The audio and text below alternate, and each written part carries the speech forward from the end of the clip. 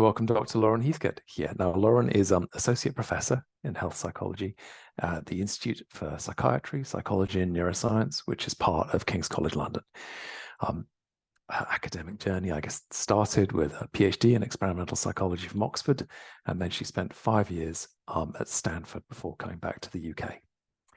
So Lauren will probably describe it better than me, but it seems to me her work looks very much at the intersection between pain and psychology and other aspects of medicine. So we're particularly happy to have her here as she's had an interest in cancer. And here in Bath, we host a UK national specialist service for complex pain that is related to the consequences of cancer treatment, and that focuses on doing functional rehabilitation for people with that particular nasty set of difficulties. So I'm fascinated to see how much of this talk relates to that. So there are many other wonderful things to say about Lauren and about her many awards and grants and things like that, but I think we are all here mainly to hear from her. So I will hand it to you, Lauren. Please take it away. Thank you, Jeremy. I am going to try sharing my screen. I just got a little message saying my internet connection might not be so strong. So please do at any point, Jeremy, come and tell me if I need to maybe even turn off my video to sort of just make sure that everyone can hear me fine, but I'll keep it on for now. And thank you for such a lovely introduction. As Jeremy mentioned, I've been back in London now for the last 2 years and started my lab in the health psychology section 2 years ago.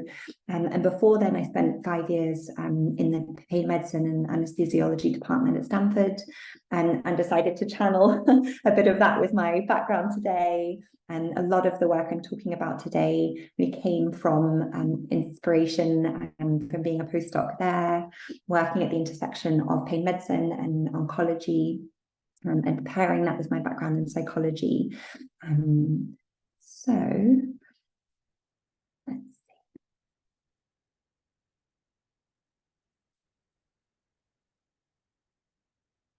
Is that looking good on your end, Jeremy? Can you see the slides? Great. Okay, I'm going to keep it on time. Well, it's such a privilege to be here and to be able to talk to you all today. I'm going to talk today about magic pills, moving from the idea of magic pills to mindsets, how we might be able to ethically harness mindsets to improve pain care in the context of cancer and cancer survivors, and a big chunk of our research is on that topic. But also we do research on chronic non-cancer pain, and actually, as you'll see today, I think that this is relevant for lots of different clinical contexts where pain and physical symptoms are involved. I'll talk about all of those things today. So this is sort of the status quo as it's come from medical research for many decades now. So when we have a new treatment of interest, a treatment that we think might be helpful for patients, we do randomized control trials. And generally what we do is we pit our favorite new treatment against the placebo effect. And the hopes, of course, is that this treatment will be shown to outperform placebo. And if so, we celebrate. We've isolated that drug effect, and we say, hurrah, it looks like this treatment works. But if it doesn't outperform placebo, our hopes are dashed, and often in many cases we're sort of back to square one. But this model somewhat ignores the fact that inherent within all of the treatments that we deliver is both the active drug or treatment effect. This doesn't have to be a drug. This could also be a sort of interdisciplinary behavioral treatment, rehabilitation treatment, and different sort of quote unquote placebo effects. And all of these things are working in integration to produce the overall treatment effect. And drug companies know this really well. When they do their trials, they try to isolate out the placebo effect, but when they start then marketing and delivering the drug, especially in the States where you're allowed to advertise these things, they really draw on those placebo effects. They give us 2 pills instead of 1. They give us red pills instead of blue pills, and they tell us it's going to be long-lasting and fast-acting, and they harness those psychosocial factors to try and boost that overall treatment effect. And science, across many different disciplines, has told us that in some cases, the drug effect might be very large and the placebo effect might be quite small. This is the case for things like, for example, chemotherapy. In other cases, it seems like the placebo effect is actually really very large, and the drug effect is significant but quite small. And that's the case for things like antidepressants, for example. And so what we're trying to do in our lab, and what this really begs the question, is whether we can better understand what makes up the placebo effect, to try and better harness that to improve our overall treatment effects within medicine. So we know from science that one big part of the placebo effect is the body's natural healing abilities, its abilities to heal and recover naturally over time. Another component of the placebo effect is learning. If something has worked for us before, it might work for us again. And there's some really interesting effects there, looking at how we can harness placebo effects to extend effects of drugs over time. For example, someone might miss every 5th drug to reduce side effects, but really use those learning mechanisms within the brain to keep that treatment effect going. The social context plays a big role in the placebo effect, and especially within medical care, that social context is often that interaction we have with clinicians. And there's been a lot of really cool science showing that the way patients are talked to from doctors and that clinical interaction can make our treatments work better or worse. And then lastly, we know that these placebo effects are in part driven by the sort of psychology of the patient, or what we're calling mindset. So this moves us from this idea that if we're going to use placebo effects in clinical care, the initial idea was, I guess, the only way to do that would be to sort of deceptively administer some sort of placebo pill or magic pill to a patient, tell them this pill is going to work for you, and maybe that will work. But actually, the power of this placebo effect doesn't reside in the sham treatment itself. It comes from the psychosocial forces that surround the patient and the treatment. And so my argument in part today is that if we can better understand those forces, we can more ethically leverage them within our existing treatments in medical care. So I mentioned in that figure this term mindset. I think the word mindset is used in many different ways in our modern world to mean many different things. In our lab, we sort of use the term mindset to refer to core beliefs about a domain or category that help us to simplify complex information in ways that shape meaning and motivate action. And I bolded that last part because for something to really be a mindset, we tend to think of it as needing to have motivational value. So you might have the belief that the sky is blue. That's probably not a mindset because it doesn't have very high motivational value for you. Even then, maybe the belief that this individual apple is healthy. That's a belief about a specific thing, and it might have a small motivational value, like maybe I'll eat it and that'll be helpful for my body. But it doesn't have large motivational value for how we engage and interact with the world.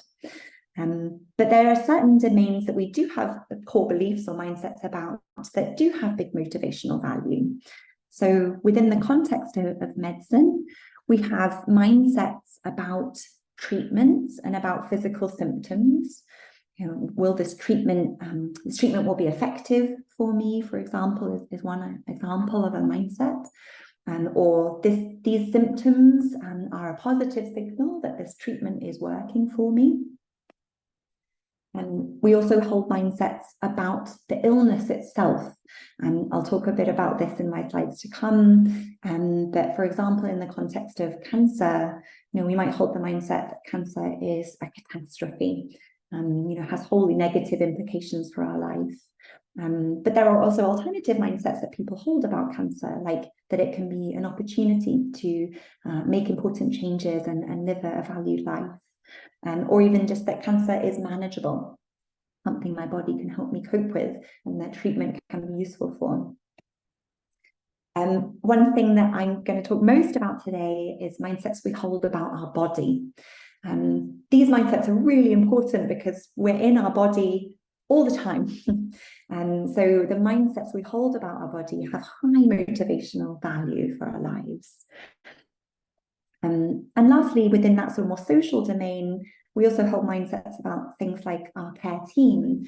My care team is competent, they get it. And maybe my care team is warm, they get me.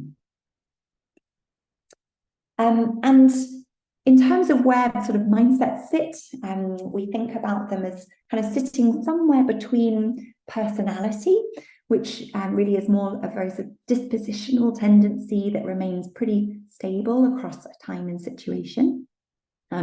These things in general we think are quite hard to change, even though they might be quite powerful in shaping our behavior and how we respond to illness and pain. And then they sit just above expectations. So an expectation is a sort of situation-specific belief about what will happen in a given context. These can be quite hard to pinpoint, and they're relatively subject to being disconfirmed. So if you have the expectation that this treatment will work for me, and then in the first few weeks after starting the treatment, you're not seeing any improvement, that expectation can be quite quickly disconfirmed. And so boosting expectations might not always be the most impactful way of harnessing placebo effects. Mindsets, on the other hand, kind of sit in the middle of those. We think that they have high motivational value, but they might be a bit more amenable to change. And some of the studies I'll talk about today hopefully is showing that. And I think that's the kind of foundation of what I'm going to talk about today, which is that mindsets might be helpful intervention targets to improve pain care in many different contexts. And this work has really stemmed much more from social psychology rather than from clinical psychology. And so whereas in clinical psychology has sort of come from the background of long-term therapy, working one-on-one with a patient to change sort of beliefs or behaviors or emotions over time, this idea of targeting mindsets at acute moments and opportunities for learning really comes more from social psychology. There's a whole sort of world of research on mindsets about intelligence and growth and fixed mindsets of intelligence. And there's also really interesting work on how targeting mindsets about belonging can drastically improve or decrease the racial achievement gap in university students. And I want to argue today that some of this intervention approach might also be really powerful in the context of pain care. One sort of area of research that has informed a lot of this work is work on stress mindsets. So here the idea is that there's a lot of good scientific evidence that stress can be debilitating for our health. It can lead to increased chronic conditions, increased morbidity, even increased mortality. But there's also a lot of good evidence that stress is enhancing, both in the short term, so it can activate our bodily systems, it can make us sort of acutely stronger, it can make us reach our goals and values in life. But even in the long term, it can help to help us live a valued life, and we can learn and grow from it. I often think of parenting as a good example of some long-term chronic stress that actually enhances our lives in many ways. And there's been a lovely body of research, mostly led by Dr. Ali Crum, who was one of my mentors at Stanford and now a collaborator, on showing how if you help people to move from the mindset that stress is debilitating to the mindset that stress is enhancing, that this actually can decrease sort of risk for health problems over time, and it can increase performance in various settings, including in work settings. What I think is important about this work is that it shows that, mindsets are rarely true or false. When they're about such complex things like stress or the human body, multiple things can be true, but the mindsets you hold are impactful and can change the way you interact with various events in your lives. And there's now a lovely sort of way in which we're studying the mechanisms through which our mindsets shape things like our health. And this is just a few papers for studies that have been done on stress mindsets and how stress mindsets shape our attention, our affect, our emotions, our behavior, and our physiology, and how those things in turn then impact our health over time. So in our lab, we're really interested, as I said, in applying this work that's really stemmed from social psychology to the context of health, and particularly contexts where there's pain and physical symptoms. And here, I think that mindsets about symptoms themselves and mindsets about the body are particularly important in this context of pain, illness, and medical treatment. So I'm going to talk about two studies now, one that was led by Ali Crumb's group just before I became a postdoc there, and then another one that I was involved in that was also a collaboration with a group in New Zealand, Keith Petrie's group, sort of evolving that approach. So one study is looking at changing mindsets about physical symptoms in the context of an existing treatment, and another one is in the context of a health prevention approach. So first of all, let's talk about the study in the context of an ongoing medical treatment. So this is a study done in children who were starting oral immunotherapy treatment for food allergies. And particularly, this was a group of children having this for peanut allergy. This is a really quite a revolutionary new treatment approach, which the Stanford Allergy Center have been involved in leading, that basically helps to retrain the child's immune system to become more tolerant of peanuts over time. And so over a series of many months, children go from eating essentially a speck of peanut dust towards more or less a whole Snickers bar. And the mechanism here is to really retrain that immune system and to no longer see peanuts as a threat.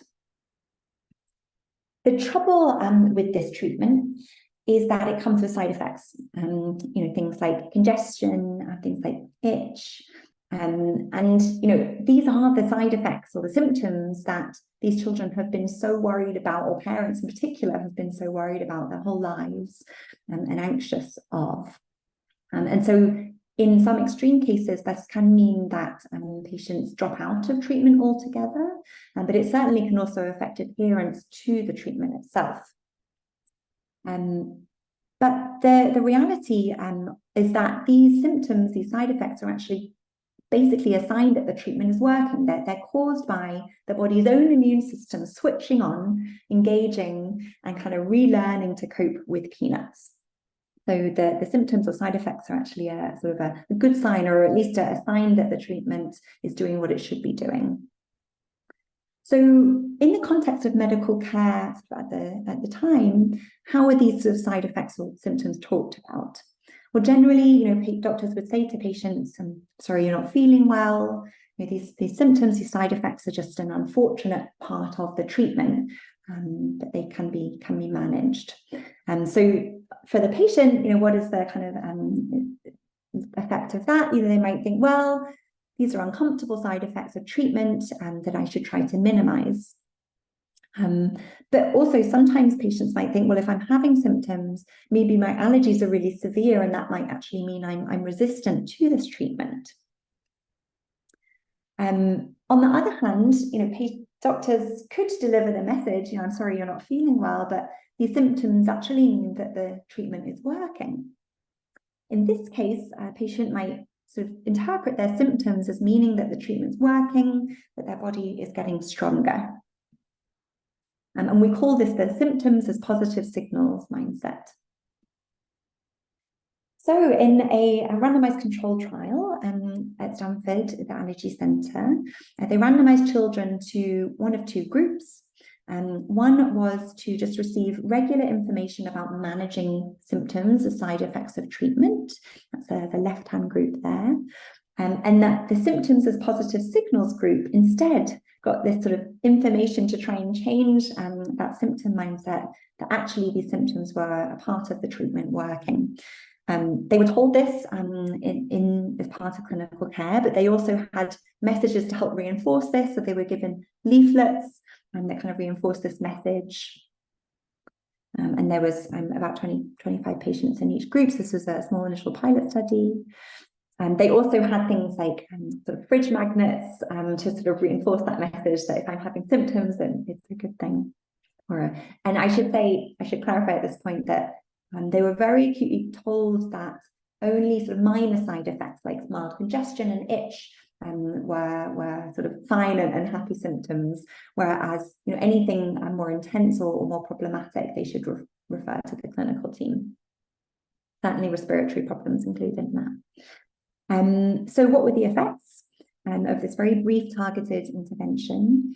Well, children who were in that symptoms as positive signals group reported less worry about their symptoms when they had side effects. They contacted staff less about side effects and symptoms significantly across the treatment. And they also had a better sort of overall treatment effect, as indicated by a blood biomarker of immune resistance towards peanuts. And the mechanisms through which this worked, are sort of questionable. It could have been partly more adherence to treatment, although we didn't see an overall increased adherence to the treatment. So it could also be through a slightly more integrated sort of system of mind-body integration, but that's something we can posit for future studies. But they had an improved physiological marker of treatment efficacy. And this study has now been this approach has now been used in a few different studies, and it's been sort of openly talked about whether changing mindsets about side effects of treatment might be a new ethical approach to harnessing placebo effects in medicine more broadly. And there are many different contexts in which acute side effects of a treatment can actually be ethically described as a sort of sign that the treatment is either working or sort of just active in engaging the body. So we wanted to take this and see if we could apply it to a different context. And this in particular, we're looking at a context of health prevention, which is the COVID-19 vaccine. So this is another really good example where the acute side effects of the vaccine are basically caused by the body's own immune system, switching on and building immunity towards COVID-19. So things like aches and fever and mild pains are, essentially caused by the body in creating immunity. So what we did is we had a wonderful team of researchers go into a community vaccine centre in New Zealand, in Auckland, and over a period of a few weeks, we saw 528 patients coming in for their routine vaccine. And they were randomized to either the treatment as usual condition, in which they got information just about managing side effects of the COVID-19 vaccine, or they watched a brief video describing the effects of vaccine as the side effects of the vaccine as a sign that the body's immune system was switching on and building immunity towards COVID-19. I have a brief clip. I'm going to see if I can play this. Jeremy, maybe you can let me know if the sound for some reason doesn't work. So this is just a clip of the 4-minute video, animated video that we created to deliver this sort of mindset change. Oops. Oh, I think it might not. Okay, I'm going to come back to it if we have time at the end. I actually have some other videos that are embedded that I can show you later. But this, approach essentially was a very short animated video that was administered within the context of existing care. So all patients watched this while they were in that 15-minute wait period after receiving the vaccine, which I think is an important message, because actually a lot of the work we can do can be sort of embedded within how we treat patients and how we care for patients at the moment. So what did we find? Well, we found that this brief video decreased the number of immediate side effects that patients reported, and that was more the sort of soreness and pain in their arm. It also significantly decreased worry about side effects 3 days later. And it significantly increased willingness to have future vaccine. This was a very small effect, but I think, within the context of sort of the current climate and trying to make sure that we're reaching as many people as possible with these health prevention tools, even a very small increase with just a 4-minute video, I think we found really promising. Okay, so that work, I think, is most sort of relevant and potentially has the most potential for impact in the context of sort of short-term treatments, health prevention, things like that. I think the trouble with a lot of chronic conditions like chronic pain or cancer, now is sort of really becoming this chronic condition, especially as we're getting better at treating it, is that mindsets about sort of symptoms and side effects might not be the most relevant to target. And indeed, many of the treatments that we have don't have, acute side effects that are necessarily positive signals. And symptoms themselves, like pain, aren't all, it's hard to necessarily attribute them to something good. There sort of can be obviously a very negative experience. So we're thinking in the context of chronic illness, that mindsets about the body might be a more relevant target. I've been here today in Bath to visit the complex cancer-related effects service that Jeremy mentioned earlier, and thinking about pain and chronic pain, as well as mental health and their intersection in cancer survivors is a big focus in our lab. It's one of the areas we're most passionate about and doing most of our research in. A lot of this work comes from a big medical success story, which is that we're getting much better at treating and curing cancer. Over the last several decades, cancer survival rates have steadily increased. And a lot of our work is in childhood cancer, and there we've seen rapid increase in survival rates. About 40 years ago, a child diagnosed with cancer had about a 20% chance of surviving their disease, whereas now there's an over 80% chance on average that children will survive at least 5 years, and many, if not most of these young people will survive for decades beyond their cancer. But now that means that there needs to be a bit of a shift in thinking about what are the challenges that these cancer survivors are facing. Finishing cancer treatment is a time of great uncertainty. There's often a loss of clinical support. Young people and older people now face a new normal and often a new body, as well as some uncertainty about the future. And there's increasing evidence that not only are there mental health consequences of cancer, so things like increased anxiety and fear of cancer recurrence, but that chronic pain is a really important and understudied, I think, an underappreciated consequence of having finished cancer treatment. And often the pain is caused by the treatment itself rather than the cancer. And we think that mindsets about the body, and we're starting to see in our research, kind of sits at the intersection of these two things and might play a role in both mental health after cancer, as well as our physical health and our somatic health. So we started a few years ago now trying to measure mindsets about the body. I'm putting up here our body mindset inventory. This is the cancer version. We essentially, there's a sort of version which you can use to adapt to any chronic condition. We have a chronic pain version of this inventory, and we're working on some data now on a population of children with chronic non-cancer pain, where we use that measure. But this is the cancer version, and it has 3 subscales. And these represent 3 mindsets that we think and are starting to see are relevant in the context of cancer as well as pain, and actually chronic illness more broadly. So one is this mindset that the body is an adversary, that having had cancer or any kind of illness means that your body isn't doing its job. It means that your body has betrayed you, or maybe that your body has failed or let you down.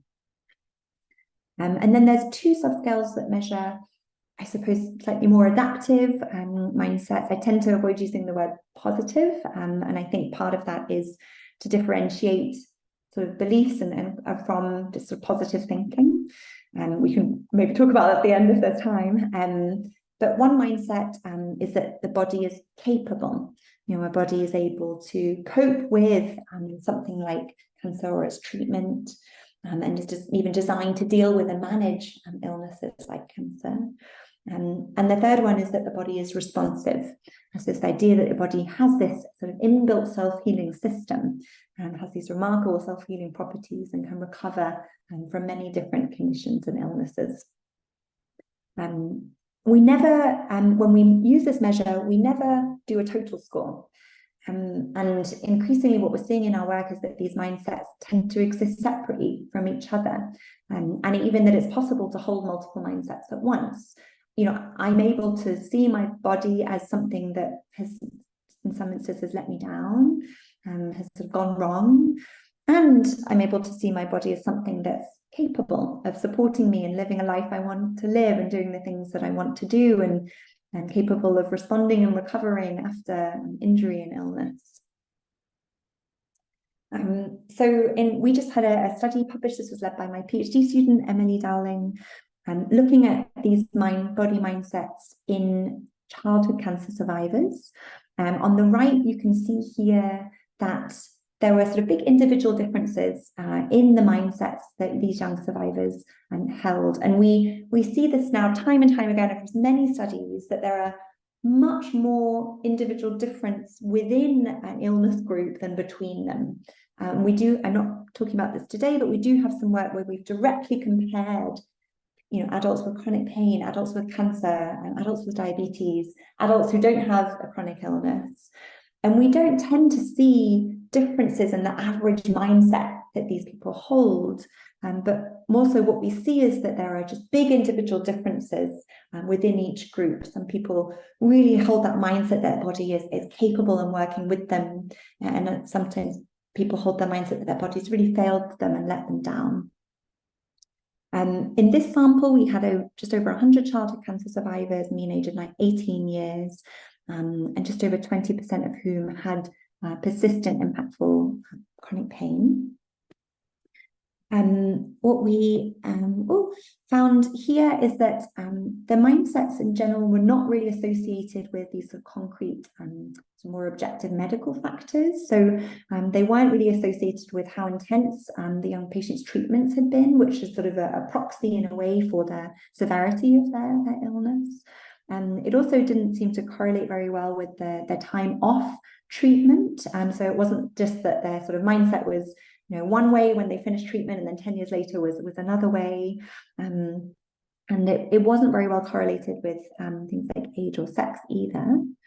But what we did find is that it was correlated certainly with experiences of pain. And in this case, we really saw that this mindset that the body is an adversary, has failed and let you down, and having cancer means my body's betrayed me, that was associated with more frequent pain, more intense reports of pain, and greater pain interference. Was also associated with other things that we think are potential risk factors for pain, like bodily threat monitoring. So that's the tendency to monitor your body for signs and symptoms that something's wrong, and to think that new aches and pains might indicate that something's wrong with your body, as well as sort of mental health side, things like fear of cancer recurrence. And in a sort of a structural equation model, this is cross-sectional data, but we've just got in some longitudinal data from some studies that we finished over at Stanford, and we're looking at this more longitudinally. But in this cross-sectional study, what we found is that this body is an adversary mindset, and the relationship with pain was sort of mediated through this tendency to kind of monitor the body for signs and symptoms that something's wrong, and through this general fear of cancer recurrence. So potentially more importantly then is, well, can we change mindsets about the body? Can we help people by validating first of all those mindsets that if you have an experience of something like cancer, it's normal to feel like your body has turned against you, let you down, betrayed you. But can we help them see that other mindsets about the body exist, and maybe think about what mindsets might be most helpful for them?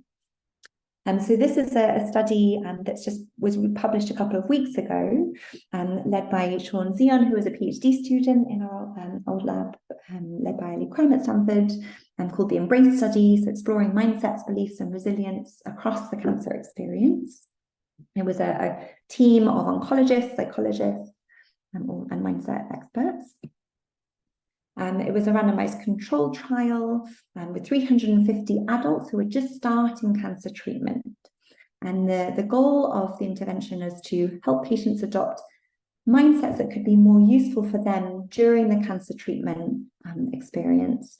And they were partly targeting mindsets about the body, but also some mindsets about cancer itself. So trying to normalize the mindset that cancer can seem like a catastrophe, but also to introduce other mindsets like that cancer is manageable, or even could be an opportunity to realize what's important in life and live a wonderful life after treatment.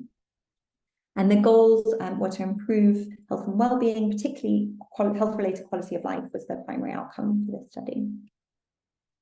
In this case, the intervention content was really embedded in real patient experience. And I'm going to just in a couple of minutes in the next couple of slides talk about another way we're doing this for childhood cancer survivors. But I think that what we're finding most powerful here, if we want to change mindsets about the body in such complex contexts like chronic illness, is that hearing from other patients and hearing words from other patients' stories is invaluable for this. So that the team at Stanford went and interviewed 6 different adults who'd been through cancer treatment, and had them talk about their bodies and their relationship with their body, normalizing those feelings that your body has let you down, and then talking about how across treatment or in the years after treatment they were also able to embrace of other mindsets about their body, like that their body was capable of getting through treatment, of recovering again and getting stronger again after treatment, even while living with sometimes long-term side effects of that treatment, like pain. And these patient stories are scaffolded by clinicians. So there was a couple of oncologists that were filmed, again, trying to kind of help validate those clinical concerns and actually have oncologists talk about how important mindsets are in recovery, as well as interviews with mindset scientists as well. And the patient narratives and these clinician narratives were delivered in a series of films across, I think, 8 or so weeks. I'm not sure if I took that slide up, but let's see. Yeah, so they're scaffolded with clinicians. Here we go. So across 7 different modules, all of which were delivered remotely through pairing films with reflection exercises where patients could reflect on their own mindsets. What mindset do I hold about my body? Or what mindset am I holding about cancer? And then thinking about alternative mindsets, like maybe that their body is capable of helping them get through cancer treatment. And also a big focus of this is on, well, how do you maintain mindsets over time? You're going to have good days and bad days. And just because you have a bad day doesn't mean that that's a failure in sort of embracing this mindset. And how do you kind of maintain things amid setbacks and challenges? And this was the flow of the intervention across 14 weeks. again, all delivered remotely. This was actually done across America. So here I'm hoping I do have the video. Let's see. This is a short trailer and it's sort of mixing the films together.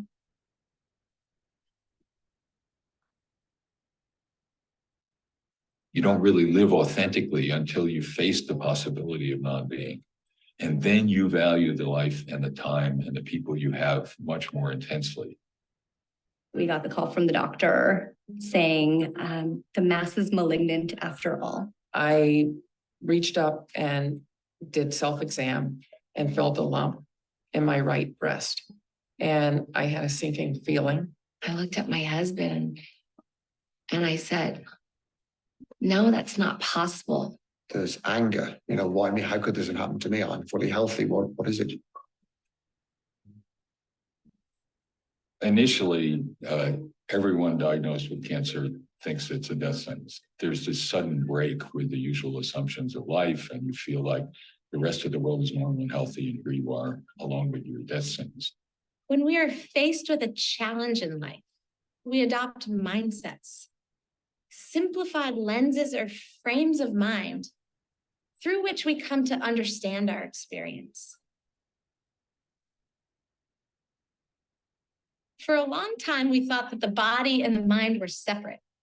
But modern research has increasingly revealed the ways in which our minds can influence our physical health.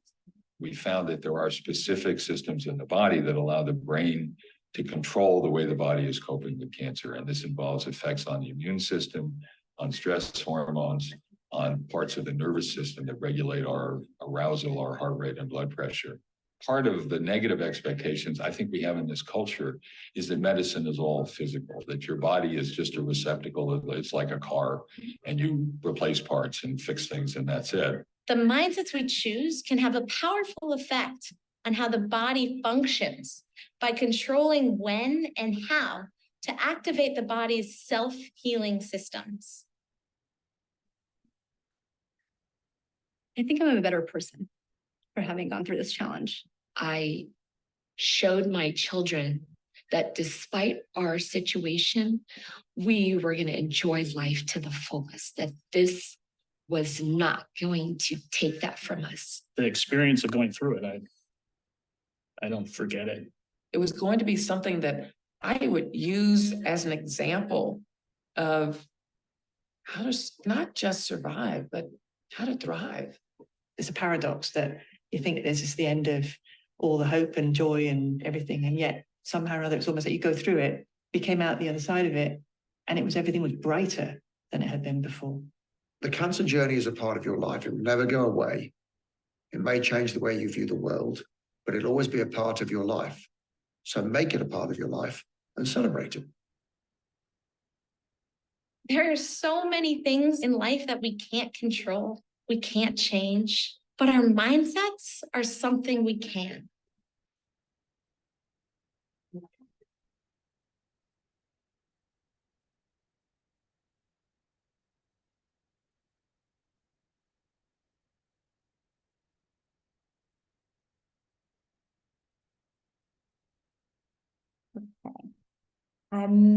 So a couple of stats, and then I'm just going to say how we're sort of taking this work and moving it to a British context and to young childhood cancer survivors who are living sort of beyond treatment.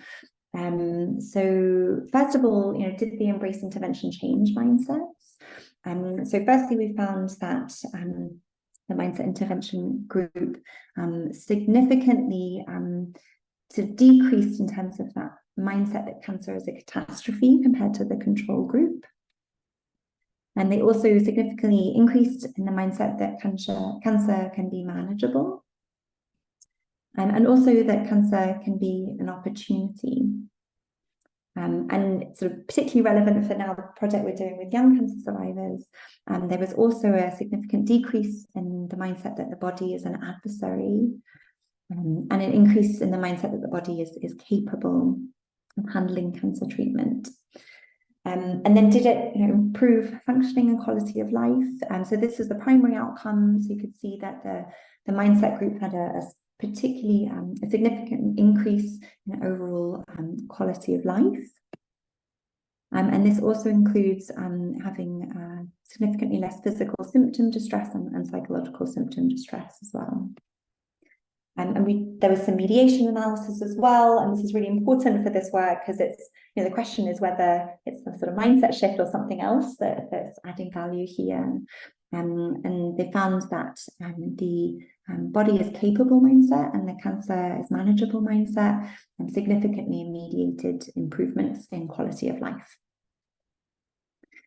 So in just the last minute, I'm just going to say that we were lucky enough to get a grant from the Medical Research Foundation to adapt this intervention for childhood cancer survivors who have finished cancer treatment, and actually we're enrolling patients who could have finished treatment up to 7 years ago.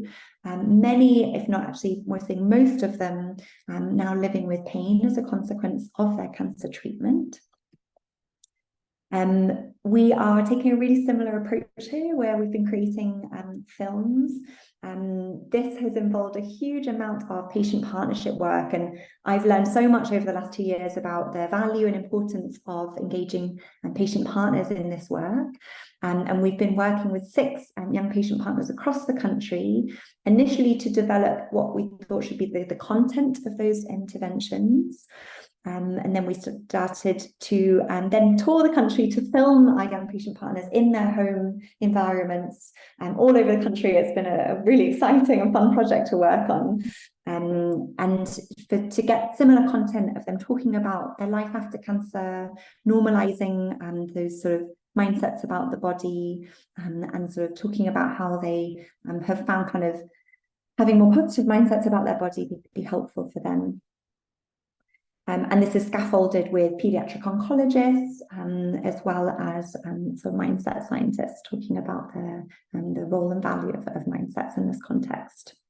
And we have a similar kind of structure as the adult intervention, thinking about sort of introducing what mindsets are, how we maintain mindsets across setbacks and challenges, and also looking to the future. And this is the timeline for our trial. And we are just in the editing stage at the moment to create those final films. And we'll hopefully be launching the trial in sort of around March or April next year. Okay, so just to end, I think that what we're excited about is sort of the idea of ethically harnessing mindsets or core beliefs about particularly things like about the body, as well as symptoms and side effects of treatments, to try and make our medical care better. Certainly never to replace, medical care, but to try and boost effects and also boost quality of life in different populations. And I think with some of the studies I've talked about today are showing how we might be able to do this across different clinical contexts. Thank you so much for your time. Please excuse the silent round of applause, Lauren. I'm sure it's there. It was really lovely, and what interesting work. And you look like you had fun going around the country recording all of those intervention videos. So we've got a good few moments for some questions, and thank you for everybody who's been putting their ideas up. So can I just take you over to the dark side in a sense? You've shown that relatively short interventions, in the positive placebo sense, can actually really help. Certainly in terms of our data and pain clinicians, we often reflect on the unhelpful things that our patients have been told. I mean, did you sort of go through the looking glass and begin to think, oh my goodness, all the way across healthcare, could we be accidentally creating difficult mindsets, nocebo effects? Yeah, absolutely. And I think that, what we're doing here with this work is more direct to patient work, where we're trying to get the interventions into patients' hands. But I think there is so much we can do in maybe even slightly tweaking clinical interactions, the clinical messages, to help instill more helpful mindsets and try not to sort of enhance these more maybe maladaptive mindsets in our patients. One area that we've been researching in the context of cancer is the messages that are delivered to patients when they finish treatment, that they are at risk. And even that kind of message that they know their body best, and they should be vigilant for signs and symptoms of recurrence and let doctors know. And, that's a caring, medically helpful message in many ways, but we've got some research showing that might be unhelpful for mental health, and for things like pain after cancer. And so we're working actively with oncologists now to try and figure out what might be more helpful messages that both, don't undo the sort of medical importance of making sure patients are vigilant of things, but help to instill that mindset that their body is also quite capable, and not every ache and pain is going to be a sign that their body has let them down again. Thank you. Yeah, and Sarah Wilson in the chat has raised some questions about that kind of implementation, because it's lovely to think that we could change how healthcare professionals speak to their patients.